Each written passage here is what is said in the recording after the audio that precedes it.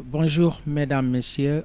Nous recevons sur ce plateau de CESTI TV Moussa Niang, un journaliste, un confrère.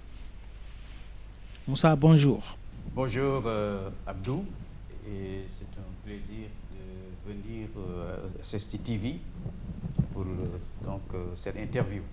Nous allons décortiquer avec lui les faits saillants de l'actualité nationale et internationale. D'abord, parlons de la recrudescence des accidents sur nos routes. Le dernier en date, celui de Tataguine, avec presque 10 morts. C'est quoi les causes? Voilà, comme vous venez de le dire, parler des accidents, ce ne sera pas jamais facile, parce qu'on sait que il y a une recrudescence d'accidents. J'ai déjà, en venant, noté quelque part qu'il y avait chaque année 27 000 accidents de la circulation. 27 000 accidents de la circulation et 11 000 à Dakar, c'est grave.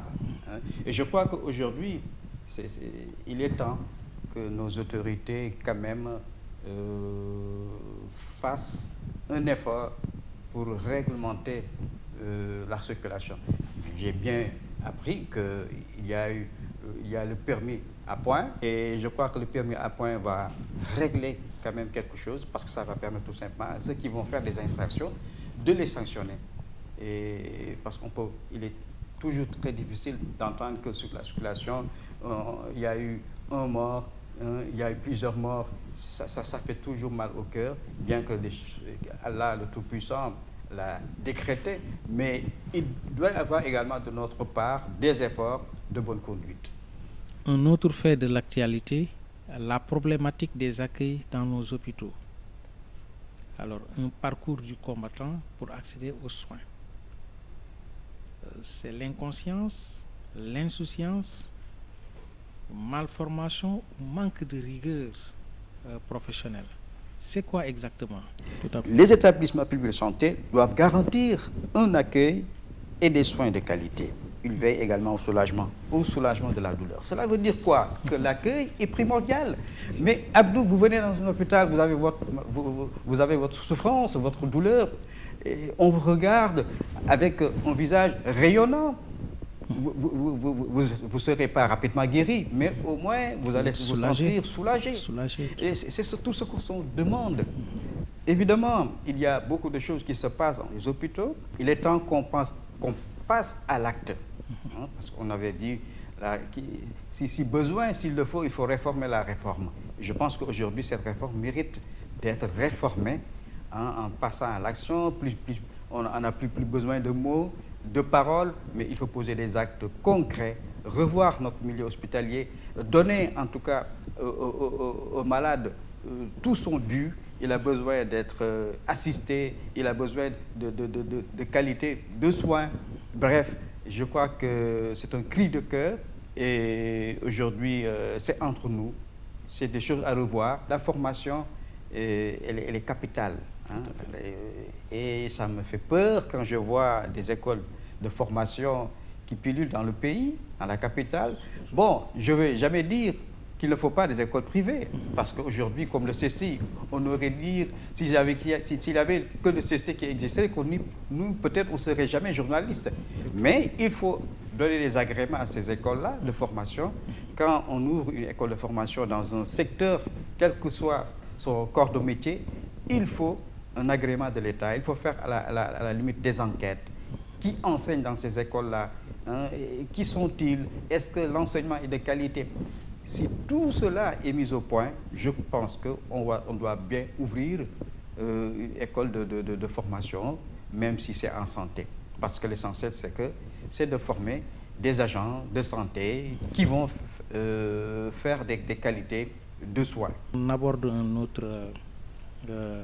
autre sujet sur les denrées de première nécessité.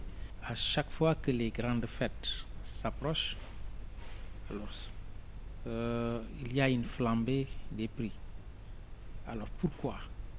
C'est le cours du marché, le manque de sérieux des commerçants, l'offre est supérieure à la demande. Alors c'est quoi exactement? Pourquoi cette flambée? Mais je pense qu'aujourd'hui, il faut un conseil présidentiel sur la flambée des prix, sur les denrées alimentaires, mais il faut surtout penser à la souveraineté. J'ai entendu le chef de l'État, dans Macky Sall, parler de la souveraineté. C'est exactement ça, la souveraineté alimentaire, elle est capitale parce qu'aujourd'hui, nous sommes un pays, on importe beaucoup, on dépend des autres.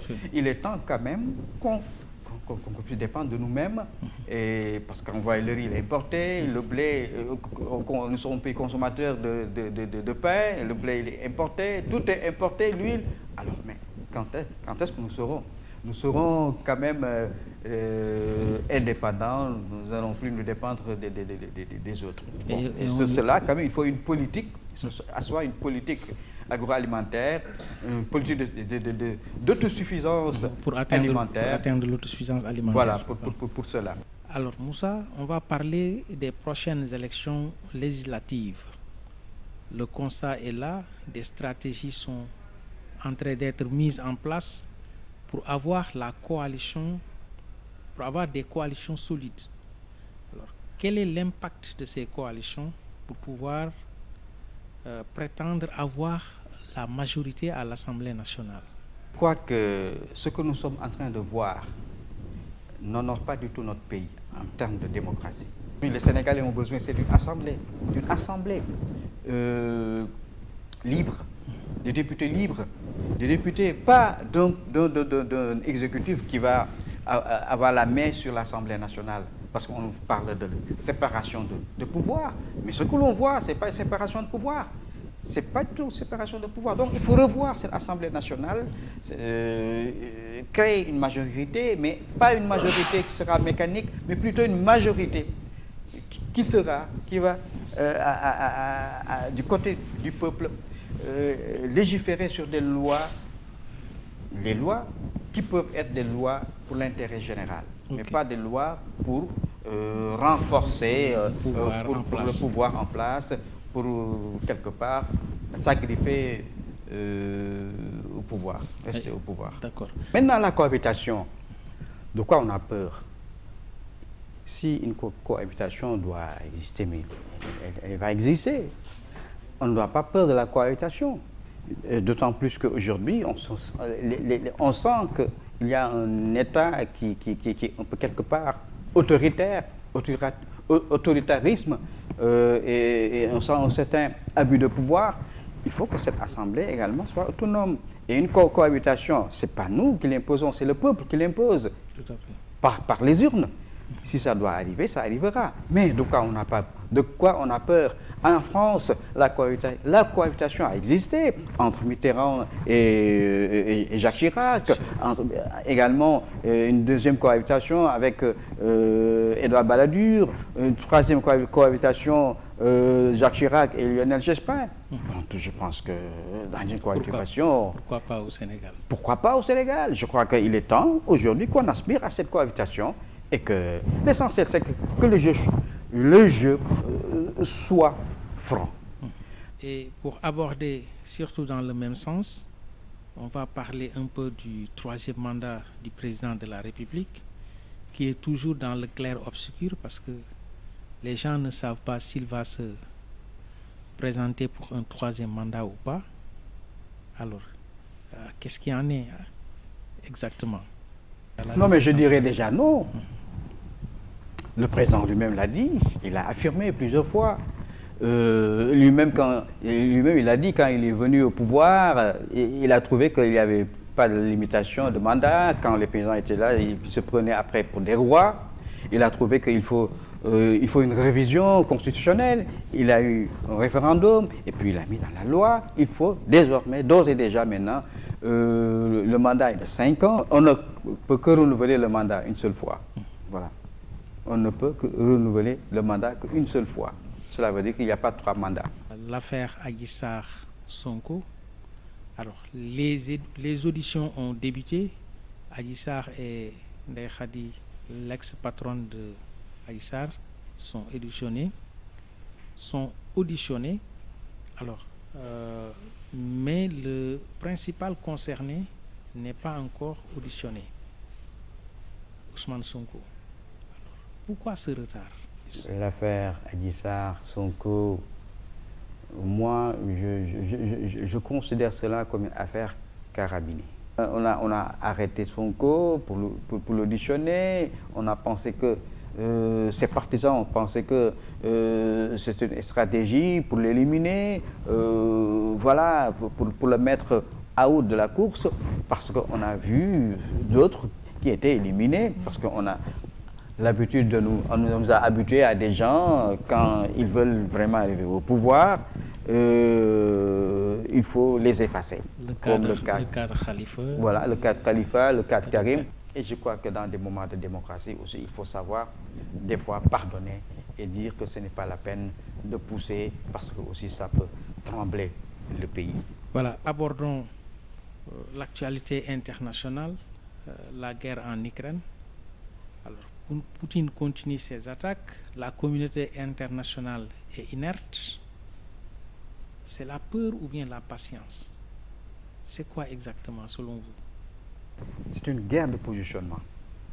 L'Ukraine est un pays évidemment bien doté, il y a du pétrole, gaz, des ressources minières, énergétiques. C'est un pays très riche en ressources. Mais c'était la grande URSS qui s'est balkanisée et aujourd'hui qui a donné l'Ukraine. Et quand la Russie sent quelque part que l'Amérique veut posséder l'Ukraine, demain, il peut être en position, la Russie peut être en position de faiblesse. Surtout quand la Russie va aspirer peut-être avec la Chine à dominer le monde, il peut être en position de faiblesse. Mais il est temps, quelque part, Poutine a dit, non, il est temps de se réveiller et de dire à l'Ukraine, il faut retourner, il faut revenir au bercail.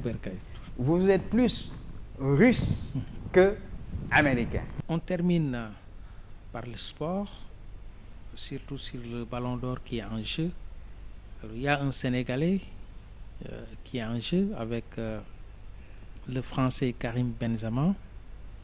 Alors, qui est le plus proche de la désignation du futur ballon d'or? Deux joueurs qui brillent dans le monde et qui ne déméritent pas. Maintenant, la chance va l'emporter. Voilà, va l'emporter. La chance, maintenant, nous prions pour que ça soit également Sadio Mané, parce que c'est une fierté. Ça ne fait que nous donner du baume au cœur. Voilà. Merci aux téléspectateurs qui nous ont suivis. J'espère que vous avez aimé. Et à la prochaine fois.